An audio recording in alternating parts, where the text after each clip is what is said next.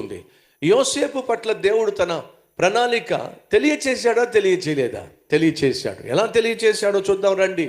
ఎందుకు ఈ విషయాన్ని ప్రస్తావిస్తున్నానంటే, మన జీవితంలో దేవుడు ఏ ప్రణాళిక కలిగి ఉన్నాడో, నీ పట్ల నా పట్ల ఏ ఉద్దేశం కలిగి ఉన్నాడో అది మనం తెలుసుకుని ఉన్నట్లయితే అది మనకు ధైర్యాన్ని ఇస్తుంది. ఆయన చేసిన వాగ్దానాన్ని మనం చేతబట్టి దేవుని దగ్గరికి వెళ్ళి ప్రార్థన చేయటం ద్వారా అది మనకు ధైర్యాన్ని ఇస్తుంది. యోసేపును గూర్చి దేవుని యొక్క ప్రణాళిక యోసేపుకు తెలియజేశాడు, అది తెలియచేయలేదా? చూద్దాం రండి. తెలియచేశాడేమో చూద్దాం. 37వ అధ్యాయము, ఆదికాండము 37వ అధ్యాయము.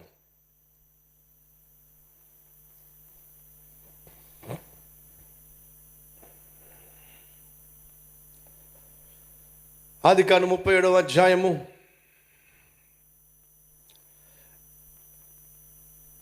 7వ వచనం. నేను ఒక కల కంటిని, దయచేసి వినండి. అదేమిటంటే, మనము చేనిలో పనలు కట్టుచుంటిమి, నా పన లేచి నిలుచుండగా మీ పనలు నా పనను చుట్టుకొని నా పనకు సాష్టాంగపడినని చెప్పెను. అందుకు అతని సహోదరులు, నీవు నిశ్చయముగా ఏలదవా, మా మీద నీవు అధికారి వగుదువా అని అతనితో చెప్పి అతని కలలను బట్టి అతని మాటలను బట్టి అతని మీద మరింత పగపట్టిరి. అతడు ఇంకొక కల కని తన సహోదరులకు తెలియచేశాడు. ఇదిగో, నేను మరొక కల కంటిని, అందులో సూర్య చంద్రులను 11 నక్షత్రములను నాకు సాష్టాంగపడనని చెప్పెను. అతడు తన తండ్రితోనూ తన సహోదరులతోనూ అది తెలియచెప్పినప్పుడు అతని తండ్రి అతనితో, నీవు కనిన ఈ కల ఏమిటి? నేనును నీ తల్లియు నీ సహోదరులను నిశ్చయముగా వచ్చి నీకు సాష్టాంగపడుదుమా అని అతనిని గద్దించెను. అతని సహోదరులు అతని యందు అసూయపడిరి. అయితే అతని తండ్రి ఆ మాట జ్ఞాపకము ఉంచుకున్నాడు. దేవుడు యోసేపు పట్ల కలిగి ఉన్న ఉద్దేశాలు, తన భవిష్యత్తు పట్ల కలిగి ఉన్న ప్రణాళిక యోసేపుకు తెలియజేశాడంటారా? తెలియచేయలేదని చెప్పండి. తెలియచేశాడు. ఎలా తెలియజేశాడు? కళ ద్వారా తన ఉద్దేశాన్ని తెలియచేశాడు. ఏమిటట? ఒకరోజు రాబోతుందట, ఈ 11 పనలు అనగా 11 సహోదరులు వచ్చి ఎవరు ఎదుట సాష్టాంగ పడతారట? నిలిచి ఉన్నటువంటి పన ఎదుట సాష్టాంగ పడతారు. అప్పుడు అన్నలు ఏమన్నారు? సహోదరులు ఏమన్నారు? ఏంటి బాబు, ఒకరోజు మేమందరం వచ్చి నీ ఎదుట సాష్టాంగ పడతామా?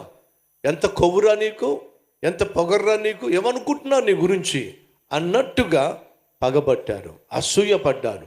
మరొక కళ వచ్చింది. సూర్యుడు చంద్రుడు 11 నక్షత్రాలు వచ్చి సాష్టాంగపడినట్లు. అది విన్నటువంటి యాకోబు కూడా కొంచెం కోపడ్డాడు. ఏమిటి, నేను అమ్మ వచ్చి ఎదుట నా సాష్టాంగ పడతామా? సహోదరులందరూ వచ్చి ఎదుట సాష్టాంగ పడతారా? ఏమిట్రా నువ్వు పిచ్చి పిచ్చి కలలు అన్నాడు. కానీ మనసులో మాత్రం యాకోబు తన జ్ఞాపకం పెట్టుకున్నాడు. యోసేపుకి కళ వచ్చింది అని అంటే ఖచ్చితంగా దేవుడే యోసేపునకు తన యొక్క చిత్తాన్ని, యోసేపు పట్ల దేవుడు కలిగి ఉన్న ప్రణాళికను ముందుగా తెలియచేస్తున్నాడు అని ఎంతో కొంత యాకోబు ఏం చేశాడు? గ్రహించాడు. దయచేసి వినండి. యోసేపును గోతిలో త్రోసేశారు. కొన్ని వెండి నాణ్యాలకు యోసేపును అమ్మేశారు. యోసేపు బానిసగా అమ్మివేయబడ్డాడు. పొతిఫర్ ఇంట్లో పనివాడిగా చేరాడు. ఆ తర్వాత ఇంటి పైన పెత్తనం చేసేవాడిగా, అధికారిగా హెచ్చించబడ్డాడు. అన్యాయంగా చెరసాల్లో వేయబడ్డాడు. కానీ జాగ్రత్తగా మీరు పరిశీలన చేస్తే యోసేపును బ్రతికించింది ఈ కష్టాల మధ్య, యోసేపును ధైర్యంగా ముందుకు తీసుకెళ్ళింది ఈ శ్రమల మధ్య. ఎవడో తెలుసా? దేవుడు తనకిచ్చిన దర్శనం. ఒకరోజు రాబోతుంది, సూర్య చంద్ర నక్షత్రములు నన్ను చూసి సాష్టాంగపడతాయి. ఒక రోజు రాబోతుంది, నేను ఖచ్చితంగా ఏలేవాడిగా నిలబడతాను, నా చుట్టూ నా వాళ్ళందరూ వచ్చి సాష్టాంగపడతారు. దేవుడు తనకిచ్చినటువంటి దర్శనము, దేవుడు తనకిచ్చిన వాగ్దానము యోసేపును కష్టాల మధ్య, శ్రమల మధ్య, ఇరుకు ఇబ్బందుల మధ్య, అవమానాల మధ్య, అపకీర్తి మధ్య యోసేపును ధైర్యంగా నిలబెట్టింది ఏమిటయ్యా అంటే దేవుడు యోసేపుకిచ్చిన దర్శనము, లేక ఆ కళ. లేకపోతే అన్ని తన వాళ్ళే తనను అన్యాయంగా అమ్మివేస్తే, పగబడితే, అసూయపడితే, ఆఖరికి నాన్న కూడా అపార్థం చేసుకుంటే, అన్యాయంగా అమ్మివేయబడితే, పనివాడిగా పాలేరుగా చిన్న ప్రాయంలోనే ఒక బానిసగా అమ్మివేయబడితే ఎంత కృంగిపోవాలండి, ఎంత నీరుగారిపోవాలండి. ఆఖరికి పిచ్చి పిచ్చి ఆలోచనలు వచ్చి ఎందుకు వచ్చింది బ్రతుకు, చచ్చిపోతే బాగుండని చెప్పి ఆత్మహత్య చేసుకునే ప్రయత్నం చేయాలి కదండి. చేయలా. ఎందుకంటే నా పట్ల దేవుడు శ్రేష్టమైన ఉద్దేశాలు కలిగి ఉన్నాడు. నాకు మాట ఇచ్చాడో ఒకరోజు నన్ను ఉన్నతమైనటువంటి వ్యక్తిగా నిలబెడతానని, నా చుట్టూ ఉన్నవారు సాష్టాంగపడే విధంగా చేస్తానని దేవుడు నాకు మాట ఇచ్చాడు. మాట ఇచ్చాడంటే ఖచ్చితంగా నెరవేరుస్తాడు. మాటిచ్చిన దేవుడు యోసేపును నాయకునిగా నిలబెట్టాడా లేదండి? నిలబెట్టాడు.